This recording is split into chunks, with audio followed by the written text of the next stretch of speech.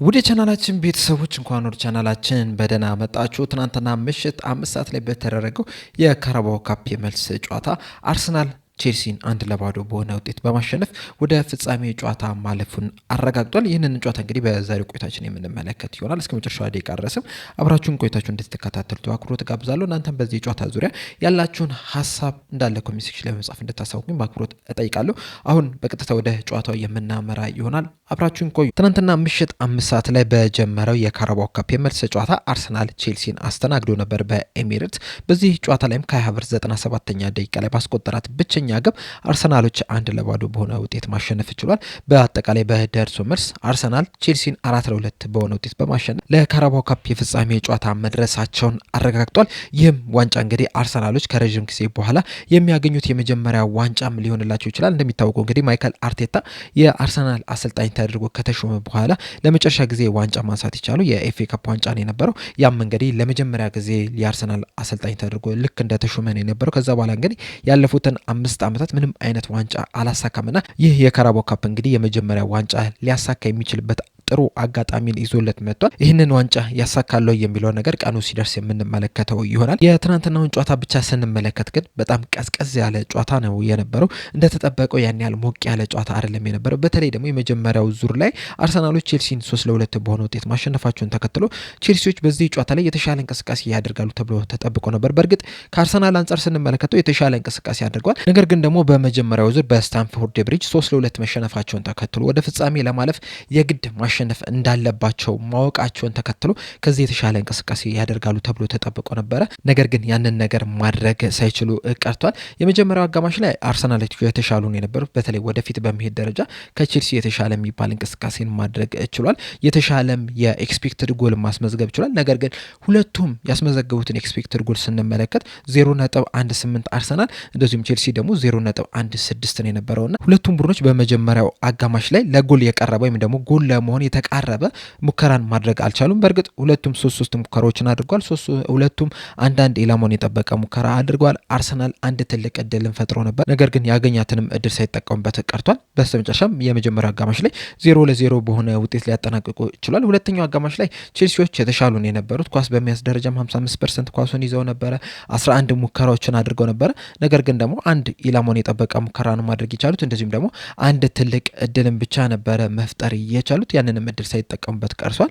አርሰናሎች በበኩላቸው 2 ሙከራዎችን ብቻ ነው ማድረግ የቻሉት። በሁለተኛው አጋማሽ ላይ አንዱ ብቻ ነው ኢላማውን የጠበቀ ሙከራ የነበረው። አንድም ትልቅ እድል ፈጥሮ ነበረ። ያንንም ትልቅ እድል ደግሞ ካይ ሃቨርትዝ ወደ ጎልነት ሊቀይረው ይችላል። እና ይህም የሚያሳዩ እንግዲህ ስታቶችን ስትመለከቱ ያን ያህል ቀዝቃዛ ነው የነበረው። ብዙ ሙከራዎችን አላደረጉም። በተደጋጋሚ ወደ ግብ ክልልም ሲደርሱ አልተመለከት ነው። ጨዋታው በአብዛኛው ሲያተኩር የነበረው መሀል ሜዳው ላይ ነው የነበረው። የመሀል ሜዳ ጦርነት ነው የነበረው ማለት እንችላለን። በእርግጥ አንዳንድ ታክቲካዊ ጦርነቶች ነበሩ። የተለያዩ ነገሮችን ሁለቱም አሰልጣኞች ሲሞክሩ ነበረ። በተለይ ደግሞ የቼልሲ አሰልጣኝ ሆነው ሊያም የተለያዩ ነገሮችን ሲሞክር ተመልክተናል። በተለይ የሚያስገርመው ነገር ቢኖር ምንድነው ይዟቸው የገባውን አሰላለፍ ስንመለከት የአጥቂ ስፍራ ላይ ዴላፕንና ጆ ፔድሮን ይዟቸው ገብቶ ነበር። ጆ ፔድሮ ወደ 9 ቁጥር የተጠጋኝነት አጫወትን ነበር ሲጫወት የነበረው። ዴላፕ ደግሞ ሞር ወደ ክንፍ የወጣ አይነት አጫወትን ነው ሲጫወት የነበረው። ሁለተኛው አጋማሽ ላይ ይህንን ነገር ለመቀየር ሞክሮ ነበረ። በዛም እንግዲህ የተሻለ እንቅስቃሴ ማድረግ ችሏል። በተሻለ መልኩ ወደፊት መሄድ ችሎ ነበር። ነገር ግን ጎል ማስቆጠር ሳይችል ቀርቷል። ጨዋታው ላይ እንግዲህ ቼልሲዎች 3-4-3 ፎርሜሽን ነበር ይዘው የገቡት። በተለይ ደግሞ ኩኩሬላና ጉስቶ የመከላከልና የማጥቃት ባላንሱን ለመቆጣጠር ከፍተኛ እንቅስቃሴ ሲያደርጉ ነበረ። ባስፈለገው አጋጣሚ ወደ ማጥቃት ክፍሉ ሲሄዱ ነበረ። እንደዚሁም ወደ መሀልም እየገቡም የመሀል ሜዳውን ብልጫ ለመውሰድም ጥረት ሲያደርጉ ነበረ። በሚጠቁበት ሰዓት ደግሞ ወደኋላ ተመልሰው አርሰናሎች ብዙ እድሎችን እንዳይፈጥሩም ሲያደርጉ መመልከት ይችላል ነበር። ያም ተሳክቶላቸዋል። አርሰናሎች በበኩሉ ደግሞ በትናንትናው ዕለት ለመከላከል የገቡ ነበር የሚመስሉት። በጣም ጠንካራ የሚባል መከላከልን ሲያሳዩ ተመልክተናል። የሳሊባ ጋብሪኤል ማጋሊሽ ካፒያና የቲምበር ጥምረትም ትናንትና ውጤታማ ሆኖ እንዲወጡ አድርጓቸዋል። በማጥቃት ደረጃ ያን ያህል እንቅስቃሴ ባያደርጉም በመከላከል ደረጃ ግን ጠንካራ የሚባል መከላከልን ማሳየት ይችላል። በተመሳሳይ መልኩ ዙቢሜንዲና ዴክላን ራይስም ወደኋላ እየተመለሱ ተከላካዩን ሲያግዙ ነበረ። በዛ ምክንያትም ቼልሲዎች ብዙ እድሎችን ሳይፈጥሩ መመልከት ይችላል። በተለይ ደግሞ ሂንካፒያ የሚመጡትን ተጫዋቾች እንዳለ ሲያስቆም የተመለከትንበትም አጋጣሚ አለ። የመጀመሪያው አጋማሽ ላይ ከጉስቶ ጋር በተደጋጋሚ ሲገናኝ ነበር። ሁለተኛው አጋማሽ ላይ ደግሞ ከስታቪዮ ጋር የአንድ ለአንድ ግንኙነቶችን ሲያደርግ ነበር። እነዛንም ግንኙነቶች በአብዛኛው ያሸነፈው ሂንካፒያ ነውና የአርሰናል የመከላከል ጥንካሬ ወደ ፍጻሜ ጨዋታ እንዲደርሱ አድርጓቸዋል። የማጥቃት ኃይሉን ስንመለከት በተለይ ደግሞ 9 ቁጥር ቦታ ላይ ያለውን ስንመለከት ግን አሁንም አርሰናሎች ችግር እንዳለባቸው መናገር እንችላለን። በእርግጥ ካይ ሃቨርትዝ ተቀይሮ በመግባት 9 ቁጥር ቦታ ላይ ተጫውቶ ነው ያችን ጎል ማስቆጠር የቻለው። ነገር ግን እስከ 97ኛው ደቂቃ ድረስ ያደረጉትን እንቅስቃሴ ስንመለከት አሁንም 9 ቁጥር ቦታ ላይ ችግር እንዳለባቸው በደንብ መናገር እንችላለን። ይህንን ነገር እንግዲህ ዛሬ ብቻ አይደለም እየተናገረን የምንገኘው፣ በተደጋጋሚም ስናነሳው የነበረ ነገር ነው። በዚህ ጨዋታ ላይም ጊዮኬሬስ ያደረገውን እንቅስቃሴ ስንመለከት የመጀመሪያው አጋማሽ ላይ 3 ኳሶችን ብቻ ነው መንካት የቻለው። እንደዚሁም በቆየባቸው 69 ደቂቃዎች ላይ ደግሞ የነካው ንክኪ ራሱ 10 ብቻ ነውና በጣም ትንሽ ንክኪ ነው እያደረገ የሚገኘው። እንደዚሁም ከቡድኑ ጋር ራሱ ኢንቮልቭ እያደረገ አይደለም የሚገኘው። ከዚህ በፊት በተደጋጋሚ እንደተናገርኩትኝ ወይ አርሰናሎች ወደ እሱ አጫወቱ ሊሄዱ ይገባቸዋል ወይም ደግሞ እሱ ወደ አርሰናል ያጫወት ስታይል መምጣት ይገባል። ነገር ግን ያንን ነገር አይደለም እየተመለከትን የምንገኘው በዚህ ሰዓት።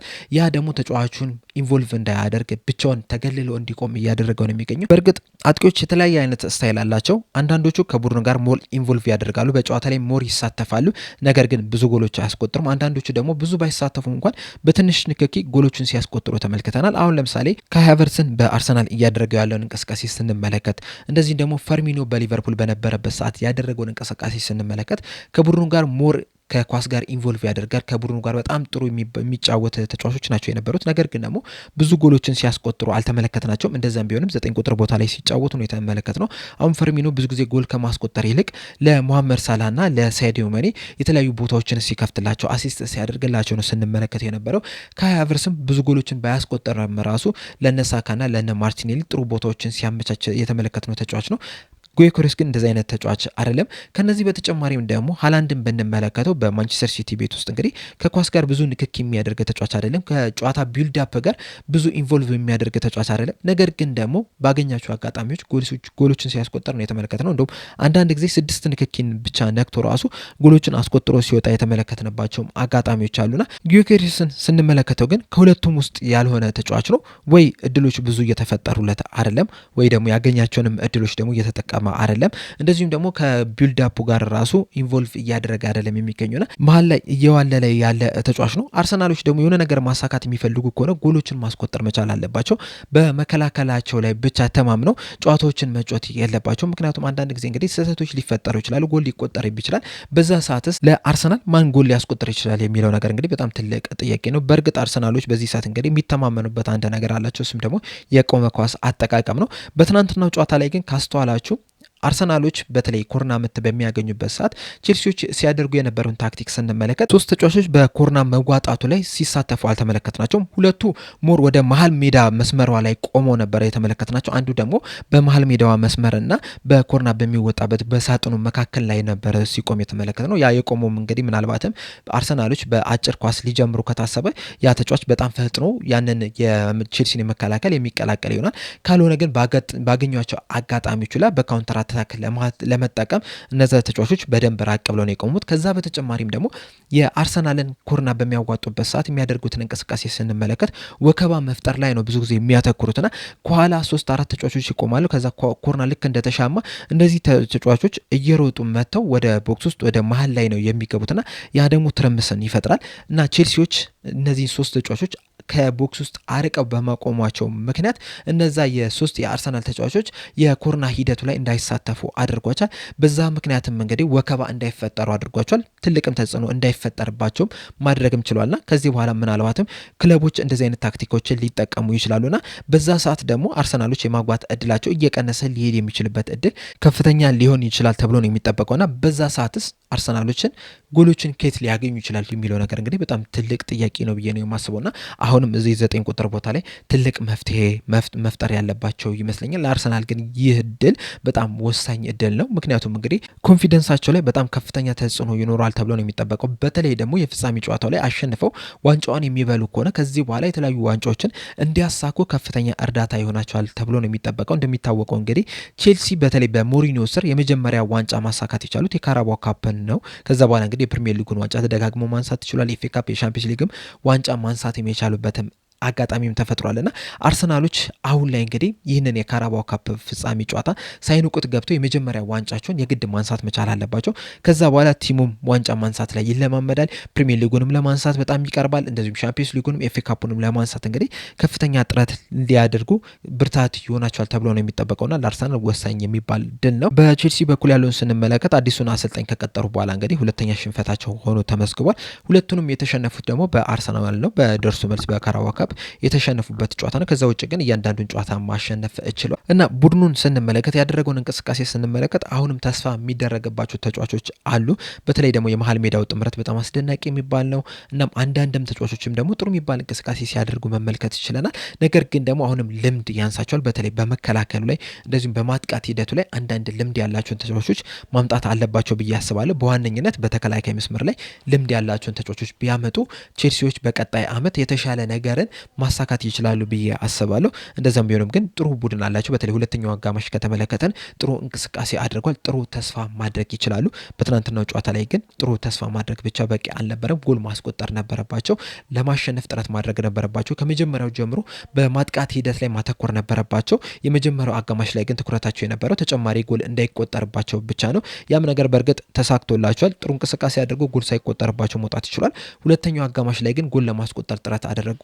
ያቺ ደቂቃ ግን በቂ አይደለም የነበረችውና ከመጀመሪያው ጀምሮ እንግዲህ በጥንቃቄ ላይ ያተኮረ የማጥቃት ሂደትን ቢያደርጉ ኖሮ ጥሩ ነበረ። ነገር ግን ያንን ነገር ባለማድረጋቸው በስተመጨረሻም እንግዲህ ይህንን ጨዋታ ሳያሸንፉ መውጣት ይችላል። መጨረሻ ደቂቃ ላይ በተቆጠረባቸው ግብ ተሸንፈው ሊወጡ ይችላል። የመጨረሻዎቹ ደቂቃዎች አካባቢ ያደረጉትን እንቅስቃሴ ስንመለከት የተለያዩ አጥቂዎችን ለማስገባት ሞክረው ነበር። በተለይ ፓልመርን፣ ስታቪዮን እንደዚሁም ደግሞ ግራናቸውን ቀይረው ማስገባት ችሎ ነበረ። በተጨማሪ ጆ ፔድሮም እንግዲህ በሜዳ ላይ ነበረና በሙሉ አቅማቸውን ለማጥቃት ሞክረው ነበረ። ነገር ግን ያ ሞከራቸው በስተመጨረሻ ፍሬያማ አልሆነላቸውም።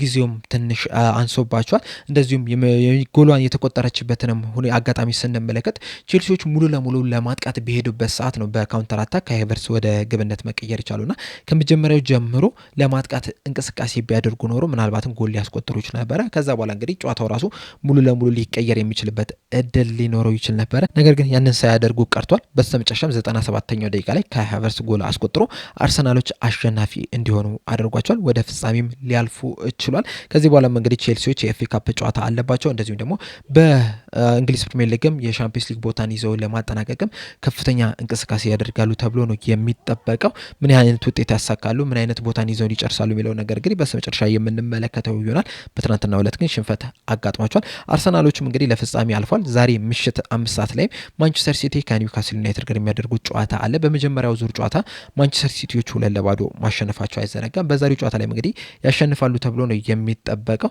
በተለይ ደግሞ ጨዋታው በሜዳቸው እንደማድረጋቸው መጠን ለኒውካስል ዩናይትድ ከባድ ይሆናል። ለማንቸስተር ሲቲ ግን ቀለል ያለ ጨዋታ ይሆናል ተብሎ ይጠበቃል። በእርግጥ ከቶተናም ጋር 2-0 እየመሩ በስተመጨረሻም 2 አቻ በሆነ ውጤት ነው ያጠናቀቁትና ኒውካስል ዩናይትዶችም እዚህ ጨዋታ ላይ ነጥብ ይዞ ለመውጣት አሸንፎ ለመውጣት እንግዲህ ትንሽም ቢሆን ተስፋ አላቸው።